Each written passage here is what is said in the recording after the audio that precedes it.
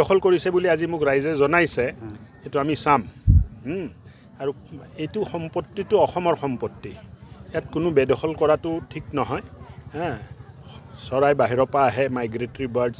আৰু চিকাৰ কৰা হয় বুলি মোক জনাইছে এইবিলাক বন্ধ কৰিব লাগে নহ'লে কঠোৰ হাতেৰে এইখিনি দমন কৰা হ'ব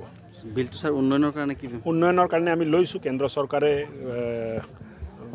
এই গোটেই যিখিনি গাঁত আছে ইয়াত এইটো ওলাবৰ কাৰণে আমি এটা প্ৰপ'জেল ইতিমধ্যে দিল্লীত পঠাইছোঁ মই ভাবোঁ যে অহা দিনবোৰত এইটো আমি ভালকৈ পালন কৰি এইটো মানে উদ্ধাৰ কৰিব পাৰিম যেহেতু টুৰিষ্ট প্লেচৰ কাৰণে গোৱালপাৰা এটা খুব দাদা কৰি আছে চৰকাৰে যথেষ্ট কৰিছে এটা সময়ততো গোৱালপাৰাক মানে মানুহে চৰকাৰে পাহৰি গৈছিলে অন্ততঃ ভাৰতীয় জনতা পাৰ্টীৰ চৰকাৰৰ দিনত গোৱালপাৰাৰ মান মৰ্যাদা মানে সংস্কৃতি সভ্যতা চৰিত্ৰটো আমি ঘূৰাই অনাৰ কাৰণে দিনে ৰাতি কষ্ট কৰি আছোঁ মুখ্যমন্ত্ৰী ডাঙৰীয়াৰ নেতৃত্ব আৰু বহুতখিনি আহিছে আৰু যিখিনি বাকী আছে অহা দিনবোৰত আমি আপুনি স্যাৰ কৰ্মী সভাতো যোগদান কৰিলে আৰু কৰ্মী সভাৰ সমানে সমানে ইয়াত প্ৰাকৃতিক নৈসৰ্গিক মাজত আপোনাৰ বনভোজ গতিকে শৈশৱৰ কথা নিশ্চয় মনত পৰিছে সৰুকালৰ কথা নহয় ভাল লাগিছে আৰু